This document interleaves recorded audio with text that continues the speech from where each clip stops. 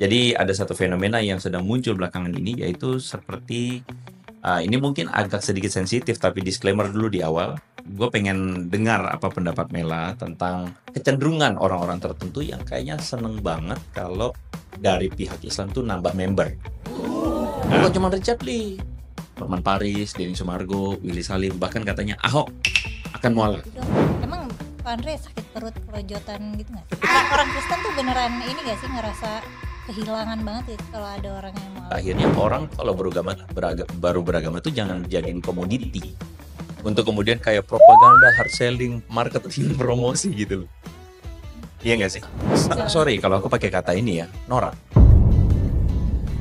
Sorry kalau menyinggung ya, maksudnya aku merasa jangan norak lah. Maksudnya orang beragama itu kan urusan-urusan pribadi yang oke, katakanlah dikabarkan misalnya kok Andre pindah agama misalnya. Oke, ya sudah toh, harusnya gak usah jadi sesuatu yang gimana-gimana. Bentar lagi nih kok Andre syahadat disaksikan Kumaila. Bukan gara-gara dipimpin sama Kumaila. Syahadat dibimbing oleh Kumaila. Dibimbing Tahun 2050. Islam dominan. Kenapa bisa fastest growing? Faktor nomor satunya yang paling dominannya adalah birth rate. Karena orang Islam anaknya banyak. Kayak demografi ya. Ya. Nabi Adam tuh yang mana? Apakah Pithecanthropus? Apakah Homo habilis? Apakah yang mana gitu? Pertanyaan kamu itu adalah pertanyaan yang kemudian diwakili juga oleh angkatan gue waktu itu. Oh iya? Yang Adam gitu. Gue tiba-tiba pengen iseng men, serius. Coba iseng ya. Adam tingginya berapa men? Nah ini jadi konflik lagi.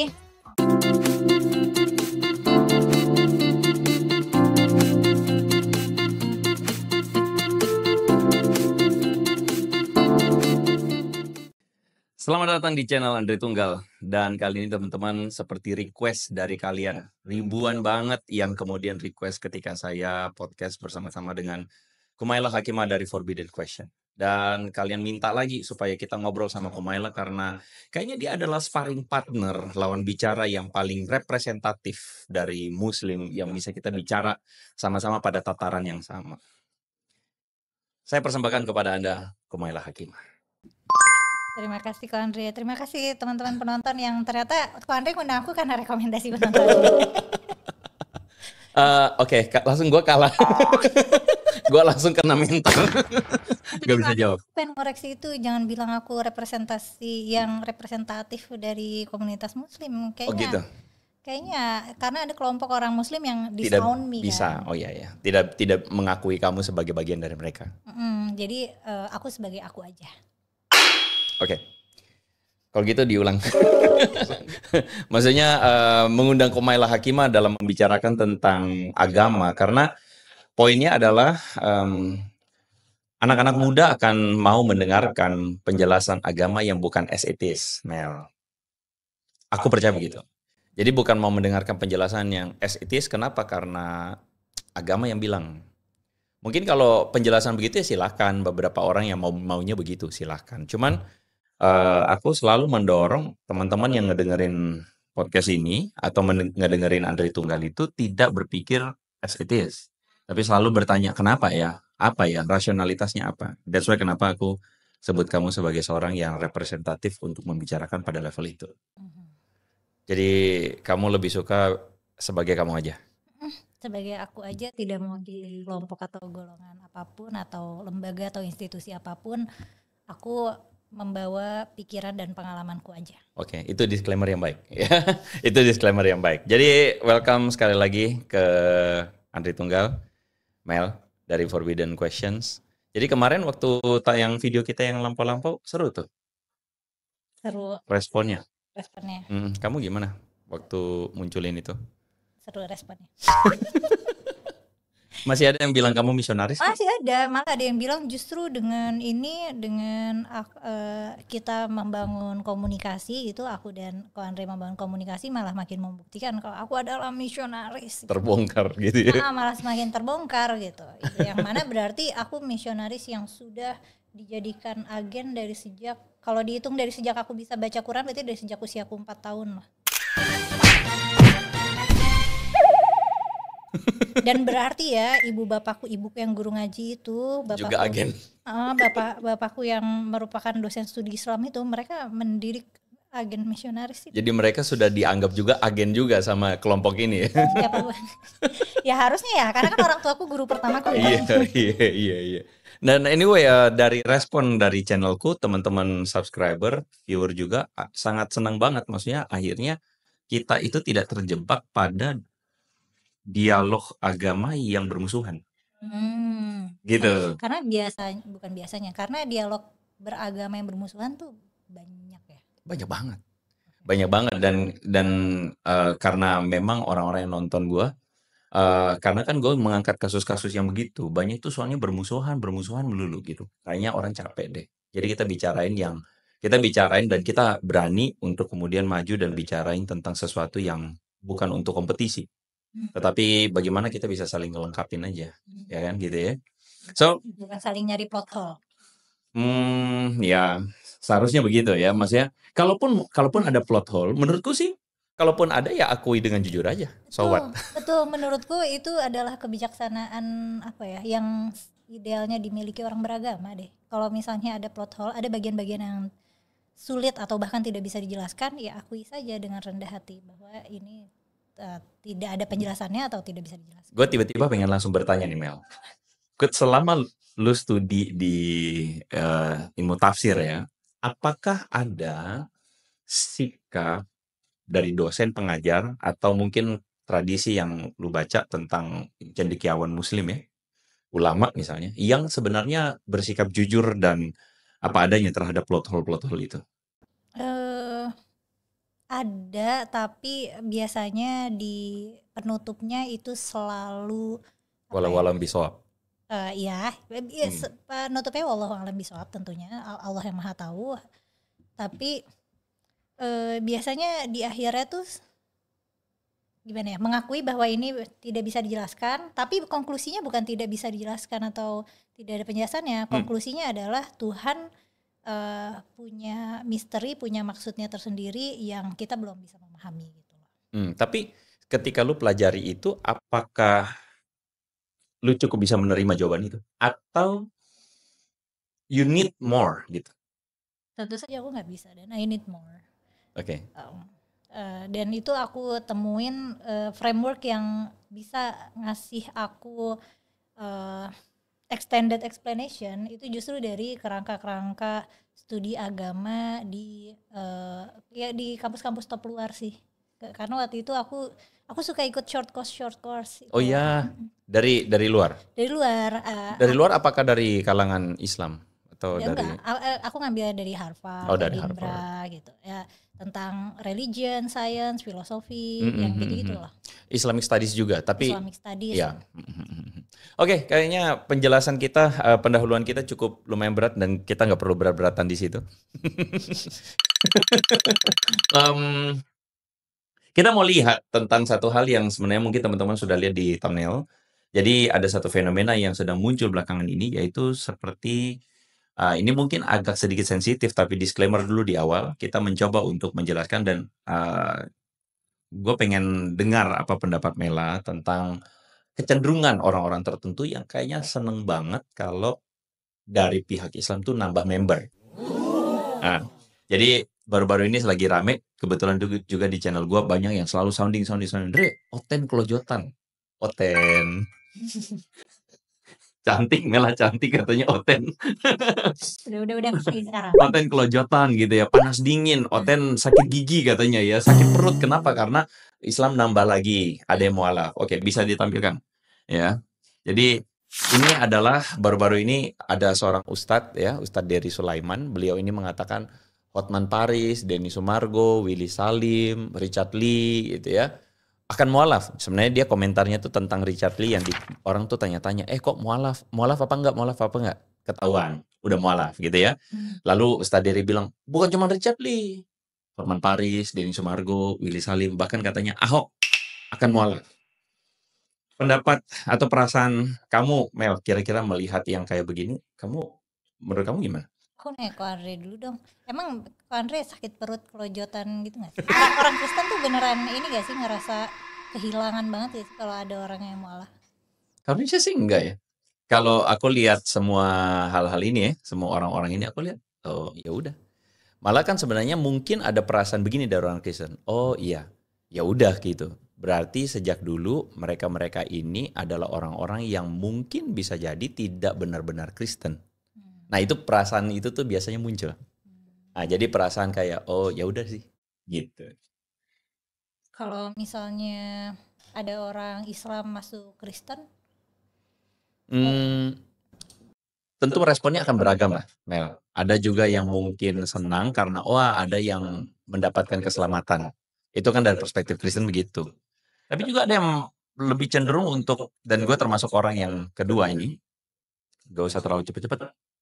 Jadi maksudnya tuh gak usah terlalu cepet-cepet dimunculkan kisahnya. Karena pada akhirnya orang kalau baru beragama tuh jangan jadiin komoditi. Untuk kemudian kayak propaganda, hard selling, marketing, promosi gitu loh. Iya gak sih? kalau kalau Ko Andre jadinya ngelihatnya gitu ya, ketika ada login logout ini terlalu digembar-gemborkan, itu jadi kesannya kayak hard selling. Aku melihatnya begitu. Karena sorry kalau aku pakai kata ini ya, norak. Sorry kalau menyinggung ya, maksudnya aku merasa jangan norak lah, maksudnya orang beragama itu kan urusan-urusan pribadi yang, oke katakanlah dikabarkan, misalnya, oh Andre pindah agama misalnya, oke, ya sudah toh, harusnya gak usah jadi sesuatu yang gimana-gimana banget, menurutku sih. Kalau misalnya nih di percakapan kita terus ada yang bilang, wah nih Kumaila bentar lagi masuk Kristen gara-gara Ko Andre, atau oh bentar lagi nih Ko Andre syahadat disaksikan Kumaila gitu. Bukan gara-gara dipimpin sama Kumaila. Syahadat dibimbing oleh Kumaila. Dibimbing ah.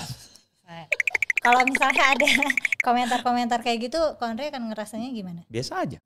Ketawain malah. Maksudnya ketawain itu bukan ketawa aja, maksudnya kayak hal yang kecil itu dibesar-besarkan. Dianggap begitulah, dianggap terlalu gimana-gimana banget.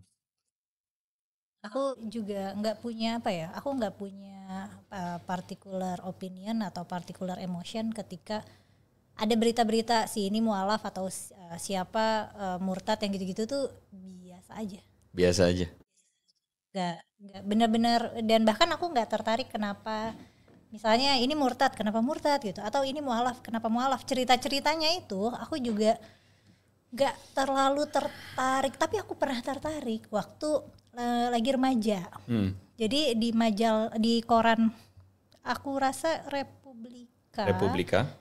Setiap hari Jumat ada sebuah rubrik Islami gitu di korannya, yang mana biasanya itu berisi tentang kisah orang ya entah ateis atau Kristen atau apa terus masuk Islam. Itu rubrik Jumat kalau nggak salah Republika. Benar, gue confirm itu. Karena itu salah satu media yang giat untuk menceritakan itu. Karena almarhum abahku langganan beberapa koran. Gitu. Nah, terus aku waktu itu suka, waktu aku remaja, waktu kecil dan remaja deh suka baca cerita itu dan tertarik. Tapi ya mungkin seiring aku banyak belajar, pesonanya jadi mulai luntur aja. Karena aku jadi bisa memahami biasanya tuh orang pindah agama gitu ya, baik kalau cerita-cerita masuk Kristen tuh aku pernah bacanya dari kumpulan cerita Chicken Soup itu tuh. Oh Chicken Soup. Ada Chicken Soup, aku lupa subjudulnya, tapi Chicken Soup tentang isinya orang-orang dapat hidayah Kristen gitulah. Ada Chicken Soupnya. Gue mau bercanda tapi takut. Tahu apa? Bercandanya? Enggak, bercandanya netral kok. Oh, ya. Ketahuan umur Mel. Baca Chicken Soup ketahuan umur ya. Udah baca koran cetak. Ketahuan umur. Tenang, Mela masih muda kok. Ya, aku ngerasa udah tua juga. Oh gitu ya, oke. Benar. Nah, apa namanya, di situ ada cerita-cerita kayak gitu. Dapat yang misalnya tadinya apatis, tadinya ateis, atau tadinya ninggalin gereja gitu, terus kembali lagi beriman, kembali lagi kuat imannya, sehat badannya di dalam Kristus. Ya kayak gitu, disentuh Yesus ya, dijamah Yesus yang gitu. Nah, dari cerita-cerita di rubrik Republika dan cerita Chicken Soup itu, aku jadi menemukan apa ya, kesamaan pola cerita. Jadi aku menganggap itu adalah pengalaman manusia yang umum. Jadi ketika dia orang-orang ini biasanya mereka merasa kosong, mereka mencari sesuatu, pas banget nemu momen yang mereka bisa mengisi kekosongan itu. Dan ya aku akan ngelihat itu sifatnya kebetulan gitu. Maksudnya karena mereka mencarinya ke agama. Kalau misalnya mereka mencari kekosongan itu ke tempat lain yang bukan agama gitu, bukan Alkitab, bukan Al-Qur'an, misalnya ke komunitas apa misalnya gitu. Charity ya. Bisa aja mereka jadi filantropis Betul. Atau jadi volunteer apa gitu. Ini menarik. Pandangan ini menarik karena menurut aku tuh pada akhirnya itu adalah bagian dari, aku pikir istilah kekosongan itu baik sih menjelaskan itu.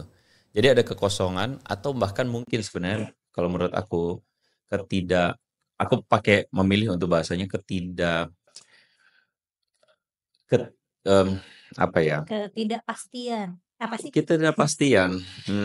Yang semalam aku nonton Conclave itu kan di khotbahnya ada apa? Ketidakpastian itu membuat kita bisa bergantung pada Tuhan. Jadi maksudnya kalau aku melihat bahwa itu adalah sesuatu yang sifatnya manusia menurutku sedang mencari kepastian. Dan orang-orang seperti itu tuh sedang berusaha untuk meyakinkan dirinya bahwa apa yang dia pilih itu pasti. Jadi ketika ada kisah yang meneguhkan bahwa apa yang dia pilih itu ternyata sama nih, wah, aku tenang. Jadi itu sebenarnya menunjukkan di satu sisi menunjukkan ketidakpenuhan, ketidakutuhan atau ketidakdewasaan. Bahwa apa yang saya pilih sebenarnya ada keraguan-raguan di dalamnya. Jadi ketika melihat bukan benar, jadi sebenarnya atau ngerasa dapat jawaban. Aku juga pernah baca kasus-kasus cerita, tapi ini dari tulisannya Michael Shermer. Ini aku baca setelah dewasa. Kan kalau Chicken Soup sama rubrik itu atau remaja ya. Si Michael Shermer ini dia menjelaskan bagaimana otak merespon terhadap keajaiban jawaban gitu.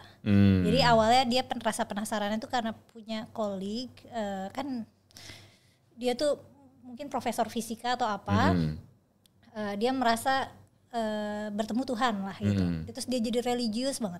Pas ditanya gimana bertemu Tuhannya, dia lagi kayak jogging pagi terus ngelihat air terjun atau gimana, terus dia ngerasa kayak ada energi ilahiyah gitu loh ke dalam dirinya.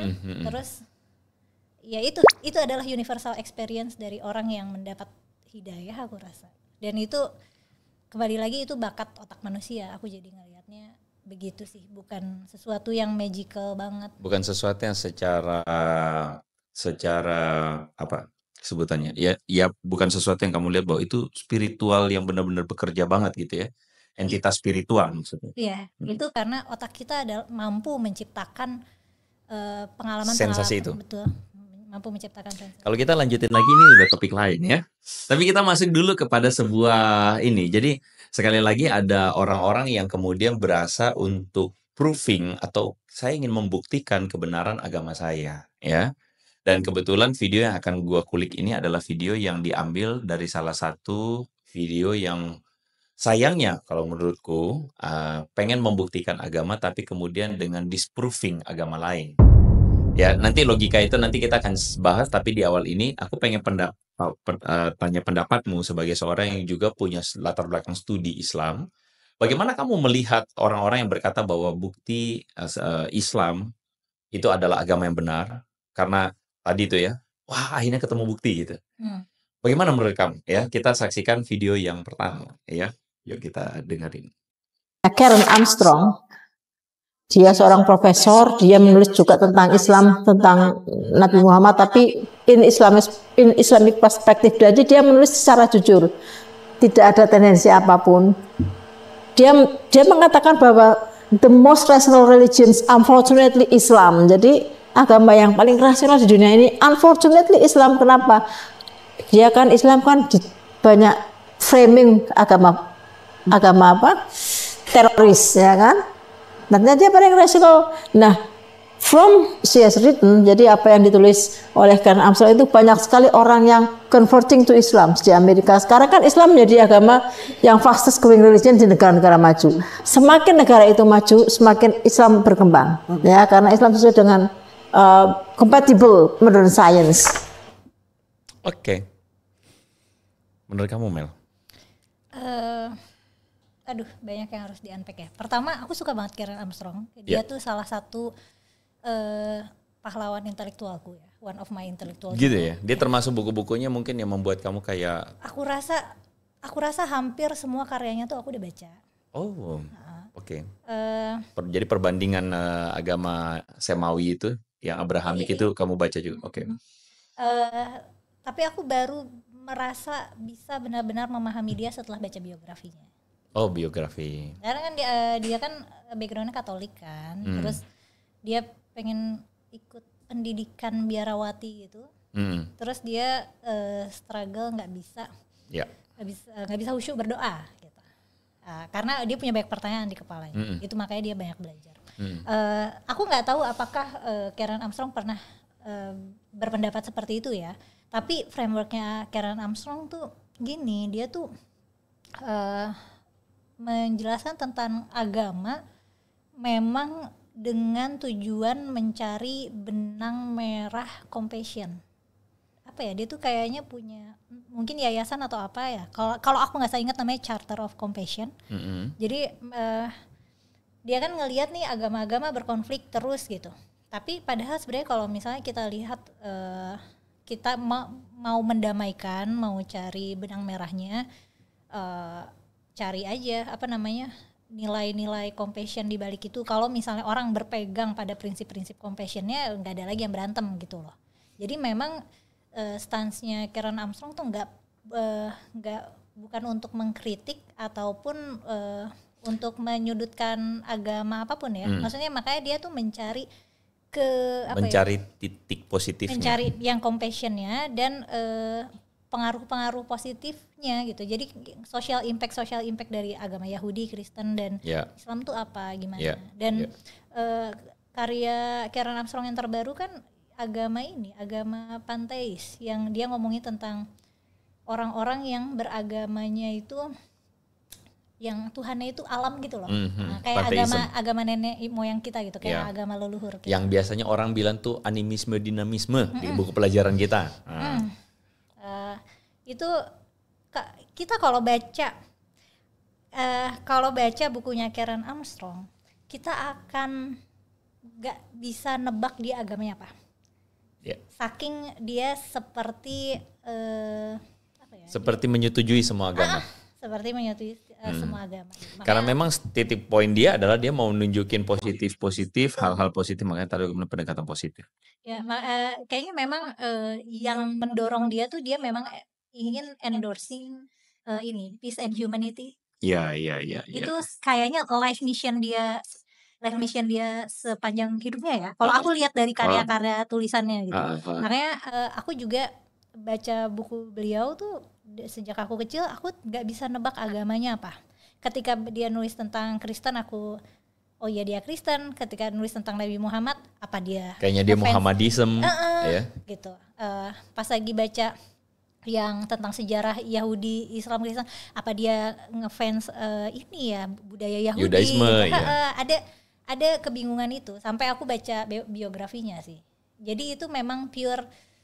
Pertama dia curious, dia merasa dia kayak punya ketidakpuasan kenapa agama tuh terseparasi, terkotak-kotak.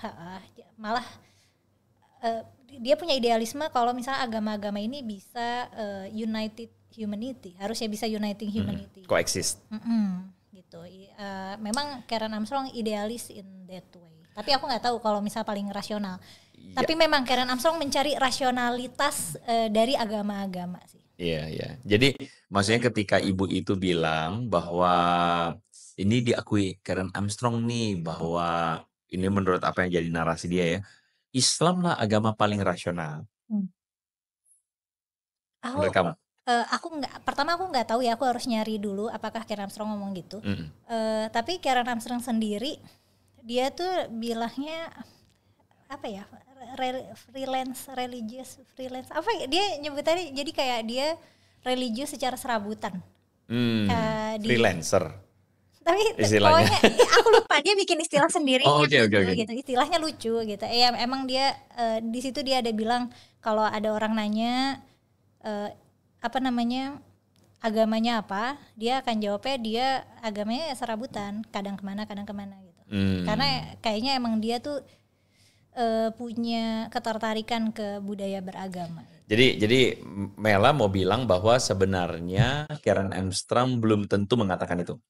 Pertama belum tentu mengatakan itu karena itu agak-agak sebagai penggemar Karen Armstrong itu kayaknya agak-agak out of character. Tapi bisa jadi ini kan sesuatu yang bisa kita cek ya. Tapi kan kita belum ngecek. Tapi aku belum pernah dengar ngomong kayak gitu paling rasional gitu. Dan kemudian Ibu Ustazah itu mengatakan bahwa ini buktinya di negara maju Islam berkembang dengan pesat.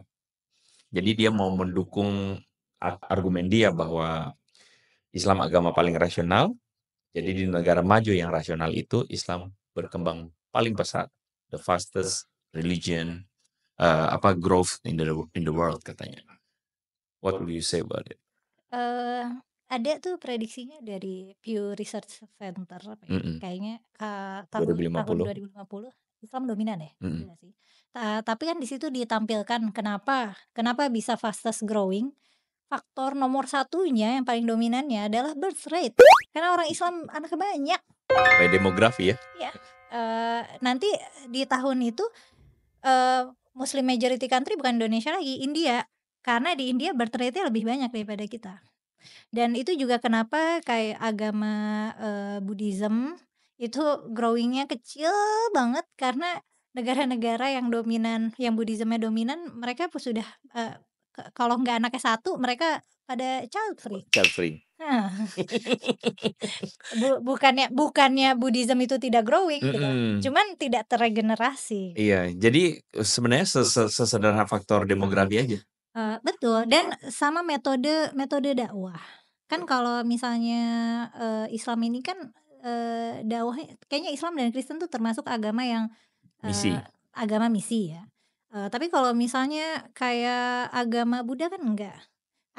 Yahudi juga kan enggak, justru Yahudi nge-gatekeep. Eksklusif banget. Yahudi justru enggak seneng kalau misalnya ada orang masuk Yahudi gitu, akan dipersulit gitu. Nah, faktor itu udah mah beranaknya banyak, dakwahnya kencang. Dakwahnya kencang. Gue sebenarnya pernah melakukan sebuah riset juga sih, menggali lebih dalam, dan even gue tanya AI. Gue tanya ChatGPT, dan ChatGPT memang mengakui betul bahwa itu as simple as faktor paling besar itu adalah soal masalah imigran itu anaknya banyak. Dan memang bener nggak sih kalau misalnya memang dalam cara berpikir Islam itu adalah memang harus lebih banyak keturunan, betul begitu nggak? Kamu memvalidasi itu? Iya, ada, maksudnya ada perintahnya juga. Untuk kemudian menjadi perintahnya banyak. Lebih ke saran untuk banyak anak supaya umat tambah besar gitu. Oke, gue mau lanjutin tapi gue tahan. Lanjutin aja kok. Jadi apakah ada faktor untuk mendominasi? Ada tujuan itu maksudnya. Apakah Islam punya tujuan untuk mendominasi? I think secara inherent iya. Karena memang sejarah Islam membuktikan itu ya. Iya, dan memang kan awal-awal masa dakwah juga kan begitu, menyebarkan Islam. Iya, bukan cuma soal masalah menyebarkan Islam, tapi bagaimana membuat kita jadi lebih banyak. Oh iya betul. Dan itu salah satu faktornya juga adalah dengan convert juga, tetapi juga dengan anak cucu lu breeding yang lebih banyak. Dan itu kan akan membawa sebuah, ya maksudnya ini akan compounding. Iya, begitu. Oke. Nah, soalnya ada beberapa hal yang menurut aku bias dari video-video seperti itu. Bias adalah karena menurut aku itu argumen bukan pada tempatnya, atau argumen yang menurut aku salah, logikanya tidak nyambung begitu loh kira-kira. Dan dengan demikian akhirnya membuat seakan-akan itu argumen itu benar, padahal sebenarnya ada penjelasan yang lain di belakang itu. Tapi apa ya? Kan kadang kita bilang sesuatu yang benar itu karena banyak yang percaya, padahal kan kebenaran kan bukan gitu sifatnya. Dulu waktu Islam masih kecil dan gak laku juga kan orang Islam tetap menganggap itu kebenaran kan. Maksudnya pernah ada masanya awal-awal Nabi berdakwah di Mekah, di awal-awal masa kenabian itu kan pengikut Nabi sangat sedikit dan orang-orang nggak percaya sama Nabi. Kebanyakan orang di situ nggak percaya sama Nabi. Tapi kan kita nggak bilang itu, kita sebagai Muslim kita nggak bilang itu kesesatan. Meskipun seluruh orang di dunia kecuali kelompoknya Nabi, kecuali pengikutnya Nabi yang cuma sedikit itu doang. Maksudnya nggak bilang kesesatan tuh kesesatan pada apa? Kesesatan pada. Ini Muslim nih, Muslim berpikir tidak mengatakan itu kesesatan. Apa itu kesesatan tuh apa tuh? Selain kayak gini loh. Ya, jadi kan, nah ini juga menarik ya. Yang kita sebut sebagai sesat itu kan adalah perspektif ya, konsepsi subjektif gitu. Kita nggak waktu Nabi awal berdakwah atau ya siapapun lah awal-awal masa dakwah itu biasanya pasti serangan pertamanya dianggap sesat. Tapi kalau kita pengikutnya ya, umumnya kan begitu. Oleh majority ya. Betul. Tapi kalau kita pengikutnya kan kita tidak menganggap itu sesat meskipun misalnya di dalam komunitas itu anggaplah umat Islam yang pertama itu adalah ada 10 orang, terus oleh 100.000 orang di sekitarnya dibilang sesat.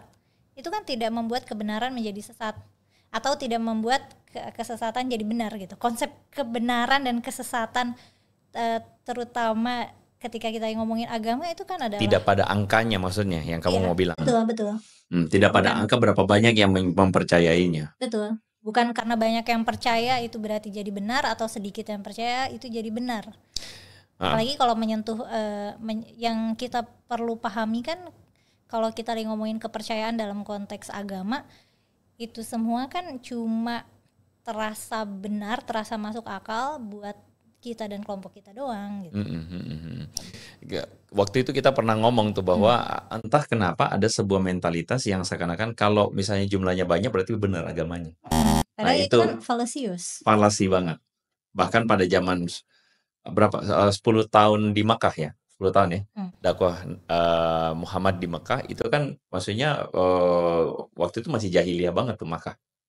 Orang-orang penyembah pagan dan dominan dan majority adalah pagan gitu kan. Oke.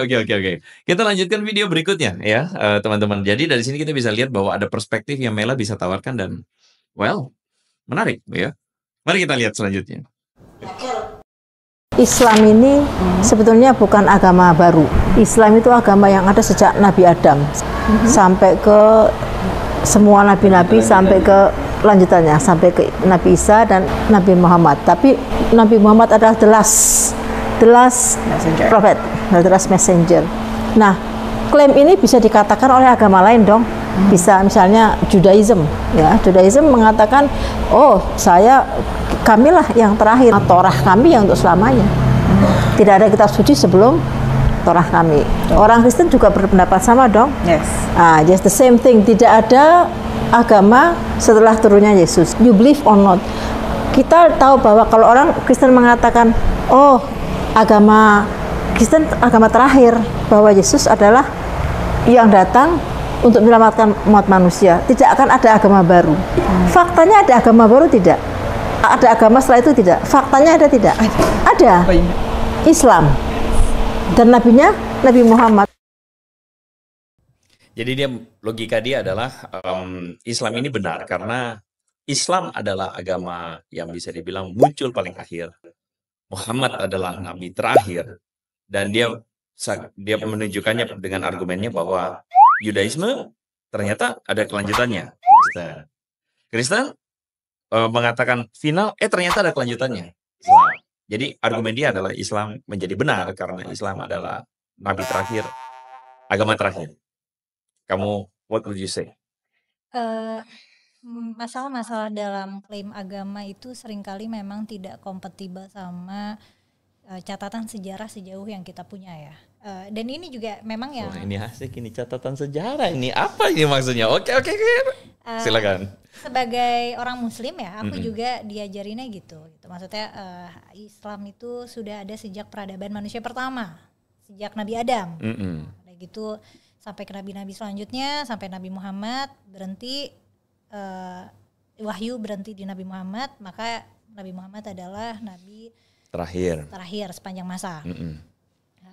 Tapi kan terus kan tadi beliau itu bilang, ibu ini bilang klaim bahwa agama Islam itu udah ada dari Nabi Adam hingga Nabi Muhammad adalah klaim yang bisa dipegang secara universal gitu seluruh dunia. Tapi kan faktanya tidak, karena nabi-nabinya Islam itu kan justru kebanyakan Bani Israel, kebanyakan orang Yahudi. Nabi-nabinya orang Yahudi sebenarnya. Yang 25 nabi yang tertulis di dalam tradisi Islam. Al-Quran, betul. Dan mengenai apakah Islam sudah ada sejak Nabi Adam, ini biasanya para cendekiawan Muslim jadi, karena ini ya ada kesenjangan antara klaim teologis dan catatan sejarah, jadi biasanya mengkompromikannya dengan harus dibedain nih agama Islam sebagai din dan sebagai agama gitu. Jadi din sebenarnya secara bahasa artinya agama juga, tapi jadi secara simbol ketika Tuhan menciptakan manusia itu udah sepaket sama agamanya gitu loh. Nah, tapi kalau misalnya kita mau ambil argumen yang lebih empiris, faktanya kan manusia tidak hidup ribuan tahun gitu. Manusia sudah ada di muka bumi ini udah 300.000 tahun, dan kita juga sudah tahu kalau manusia pertama itu bukan Nabi Adam gitu. Manusia pertama itu ya manusia purba itu ini apa namanya? Aku pernah ada pertanyaan yang diketawain sama guru antropologi aku waktu SMA, gara-gara aku bersikeras untuk bertanya Nabi Adam tuh yang mana? Apakah Pithecanthropus? Apakah Homo habilis? Apakah yang mana gitu? Tapi kayaknya kamu nggak sendirian deh. Pertanyaan kamu itu adalah pertanyaan yang kemudian diwakili juga oleh angkatan gue waktu itu. Oh iya. Homo sapien berarti Homo sapien pertama tuh Adam. Nah, jadinya situ kan. Pithecanthropus tuh gimana kalau gitu ya kan? Tapi itu jadi kejauhan karena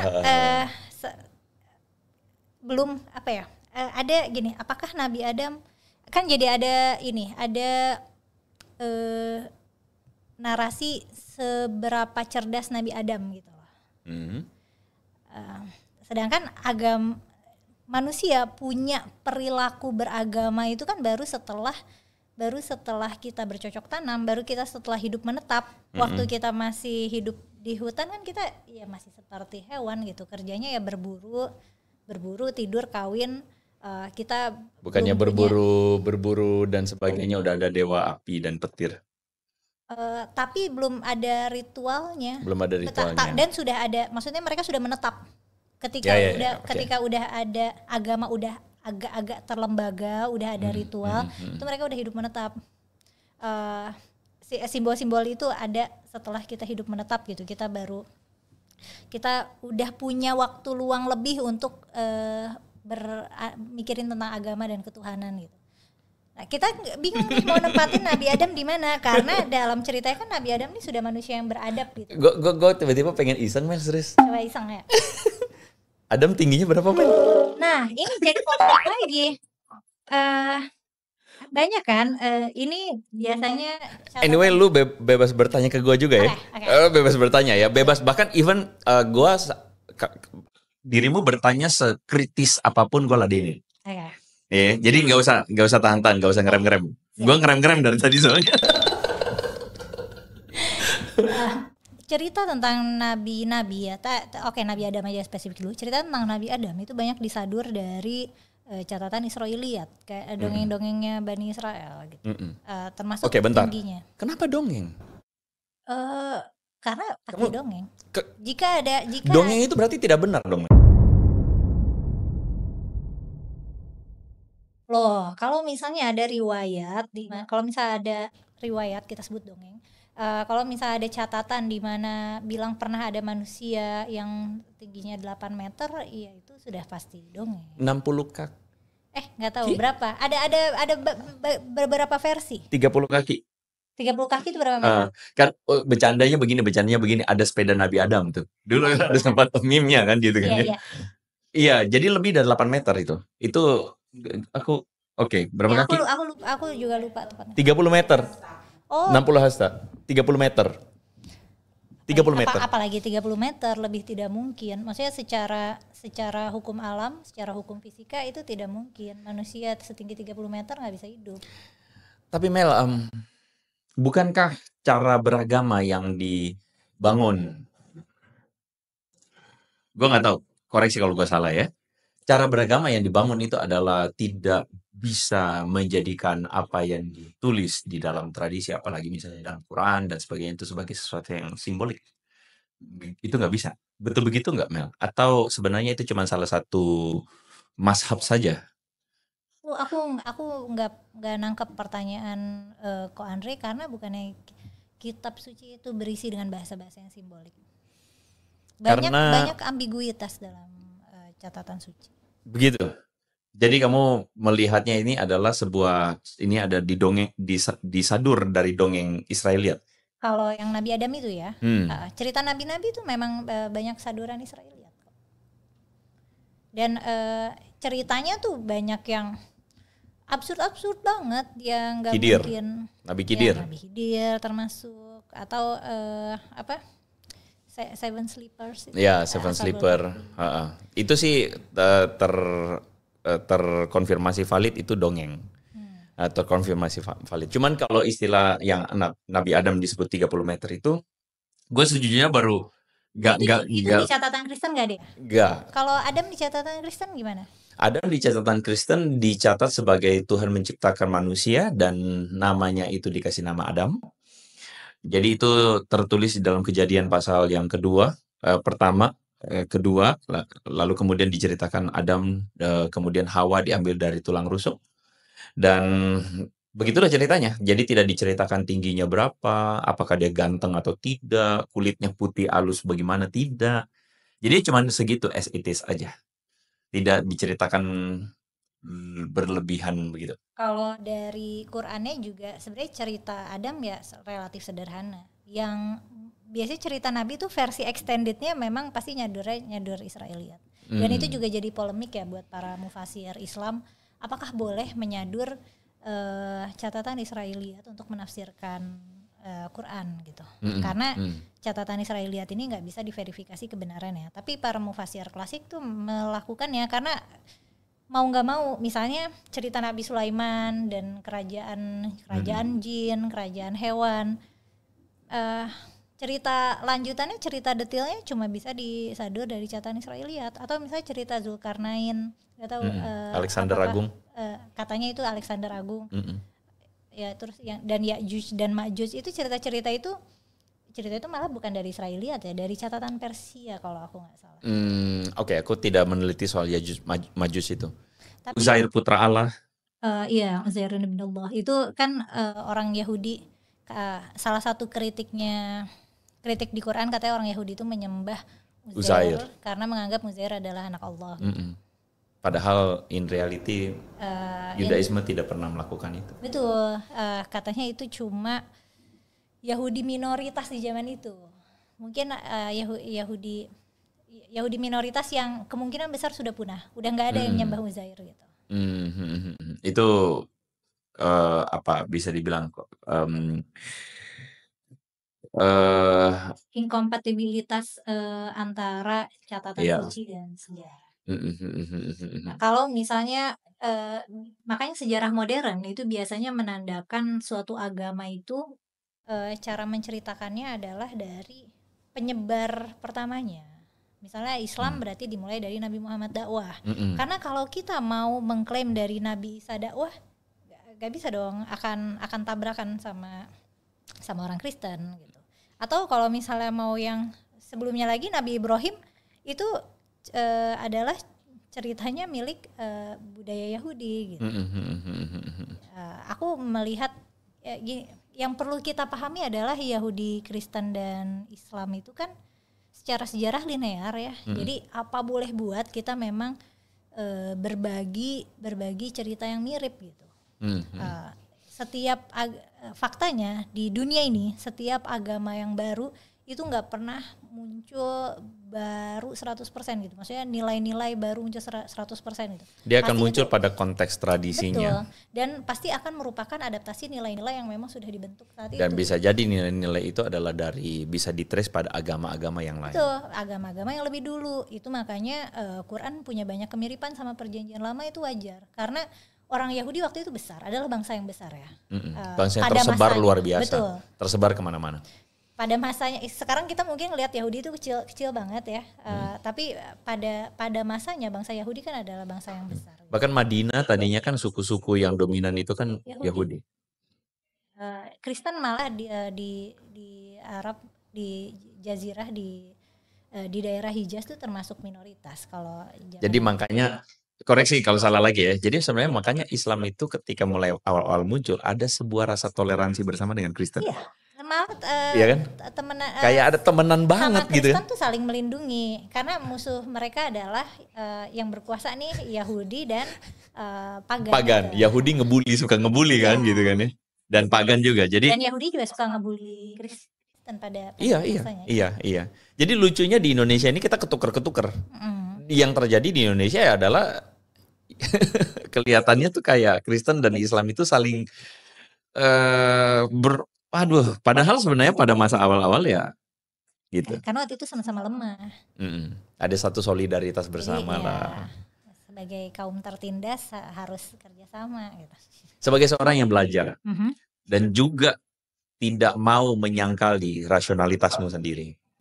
Bagaimana kamu melihat klaim Ibu Ustazah tadi, Islam agama terakhir? Aku akan melihat itu karena tidak punya karena ada kesenjangan wawasan tentang sejarah besar sih, sejarah tentang bagaimana manusia berperilaku dan bagaimana timeline besar dalam sejarah gitu. Jadi, oke. Ini bisa dua arti nih, Mel. Arti pertama gue tafsirkan, koreksi kalau salah. Bahwa sebenarnya membicarakan tentang agama tidak hanya seputar-putar pada Kristen, Yahudi, dan Islam. Iya, betul. Dunia ini terlalu besar untuk membicarakan agama-agama juga yang lain. Jadi kalau mau bilang itu, maksudnya mainnya kurang jauh. Boleh bilang gitu? Bisa gitu.